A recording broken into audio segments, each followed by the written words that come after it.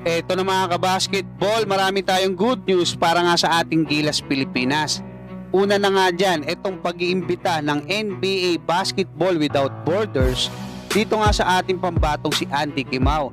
Itong statement ni Justin Brownlee kung saan sinasabi niya na napakalakas na kupunan itong nabuo ni Coach Tim Cone para nga sa ating Gilas Pilipinas. At sa nakikita niya mga kabasketball, aangat itong Philippine basketball sa loob ng ilang taon. At Kai Sotto makabawi kaya dito nga sa matindi niyang kalaban sa NBL Australia na si Xavier Cooks. Pero bago yan, huwag kalimutan mag-like at mag-subscribe bilang pagsuporta. Dito nga sa inilabas na balita ng Tiebreaker Times ay sinabi nga ni Justin Brownlee na sa loob ng 3 hanggang 4 na taon ay aangat itong Philippine basketball. Paano niya ba nasabi yan mga kabasketball? Kasi nga yung line-up or yung kupunan na binuo ni Coach Tim Cone, kahit nga konti lang daw yan, 12 lang, talagang mga bata, mga athletic at mga energetic. Ayon nga rito kay Justin Brownlee. Kasama pa dyan syempre yung mga superstar ng PBA na sila Scottie Thompson, 'di ba? Sila Dunmar Fajardo, sila CJ Perez, nandiyan din sila Chris Newsome, sila Calvin Optana at Jamie Malonzo. Tapos syempre kasama pa siya yung ating naturalized player. Tapos may mga bata tayong malulupit na player mga kabasketball. Kevin Kiambao, napaka-shooter, 'di ba? May height din. Tapos magaling pumasa. Si Kai Sotto 7'3", 'di ba? Threat sa alley-oop. Mahusay man-block. So kinukot ngayon, ang ganda ng nilaro niya nung nakaraan, naka 10 rebound siya. Al Tamayo, napakahusay din ng shooting nito sa 3 points, malaki din, may galaw sa ilalim. AJ Edu, solid sa ilalim mga kabasketball.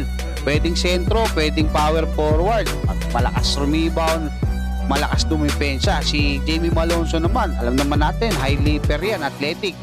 Dwight Ramos, ano ba masasabi natin to? Pogi, kompleto. May shooting, may depensa, pwedeng gawing gwardiya, di ba? Lahat nasa kanya na eh. So, itong kupunan na to mga kabasketball, talagang solid. At hopefully, makagawa pa raw sila. Siyempre kasama yung kupunan ng mga special moments, gaya ng nagawa nila doon nga sa Asian Games. Sa ibang balita mga kabasketball, good news pa rin kasi nga, naimbitahan etong si Andy Kimao ng NBA Basketball Without Borders diyan nga sa kanilang global camp. So kasama to sa All-Star mga kabasketball na magaganap mula February 16 hanggang February 18 diyan nga sa Moho Up Sports Complex sa Indianapolis. Etong 17 years old na si Andy Kimao, yung pangatlo sa mga Pinoy na nakapag-participate diyan nga sa NBA All-Star Weekend na NBA Basketball Without Borders. Nauna dyan si AJ Edu noong 2018 at Kai Sotto noong 2020. So hopefully maabot ni Andy Kimao yung kanyang full potential, makarating siya doon sa pinakamataas na liga na pwede niyang masampahan, no? Hopefully sa NBA. Pero syempre sa ngayon malayo pa yan.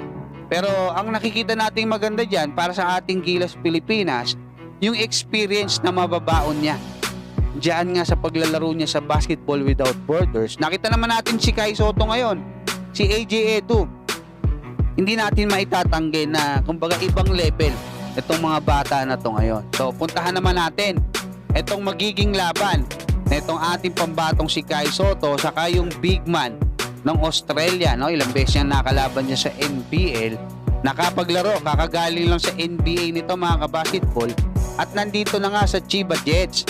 Grabe, no? From NBA, kinuha siya ng Japan B-League. So, ganun kalaki yung nai-offer sa kanya ng Japan. Kasi, siyempre, may agawan dyan eh. NBL sa Japan B-League. Ngayon, ang laban nila mga kabasketball, 2:00 ng hapon. So, hopefully, pag natapos ko to, magsisimula na yung laban na yan. At sana maganda yung maipakitang performance dito ni Kai Sotto. Kasi yung huling naglaban sila mga kabasketball, nadakdakan si Kai nito. So hopefully mas maganda yung maging depensa ni Kai dito, saka yung rebounding kung saan mas gusto natin siyang kumbaga mag-improve. So hanggang dyan muna mga kabasketball, maraming salamat at God bless sa inyong lahat.